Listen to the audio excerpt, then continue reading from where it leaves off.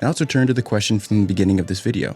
How many teams have held the clear advantage all the way through the era the way that Mercedes has in the current era? Now that we've essentially gone through the entire history of the sport, looking at the major technical changes, you should have a better sense of what this is. So what is the answer? I'd say twice if we're generous and once if we're honest. Note the proximity of both the V10 and the KERS era to the current turbo hybrid era. This serves as proof. As technology evolves, so too does the team's ability to cement certain advantages over the grid.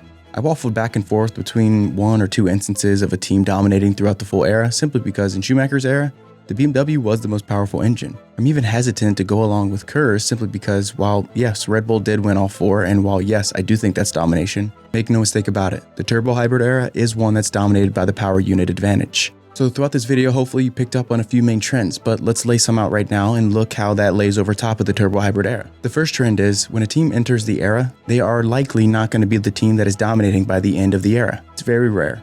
And trend number two, that's just a reversal of trend number one.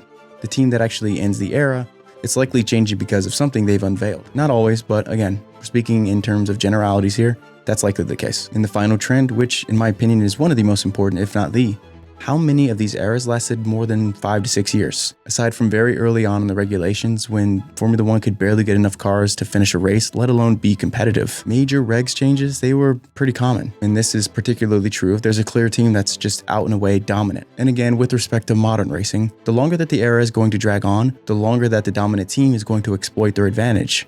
And in today's racing, where the customer model is not only viable, it's attractive. The gap to the top teams is as rigid as it is wide. The only time things change up is because of force hand by the FIA, case in point, Ferrari's power unit in 2019. So as the sport continues to try to progress in the face of not just out-of-control marketing power, but also the high cost of development, they're going to have to make some concessions.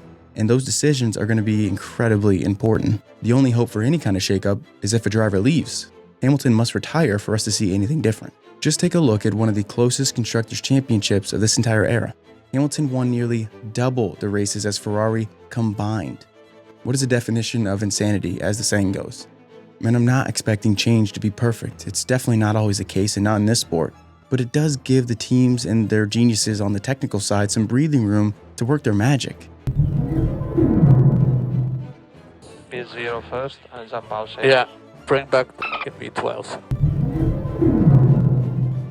So that's what Seb meant, right? I doubt it. He probably just longed for a time that better embodied the spirit of Enzo, a love for the powerful engine. Simply put, a louder time, a simpler time. Well, let me throw it back to you. What do you think the problem, if anything, with modern racing is? How would you break down the different eras? And let's keep it simple. What was your favorite era? But thanks for your time and being here. It means a lot to me. I hope you enjoyed it, and I'll see you very, very soon.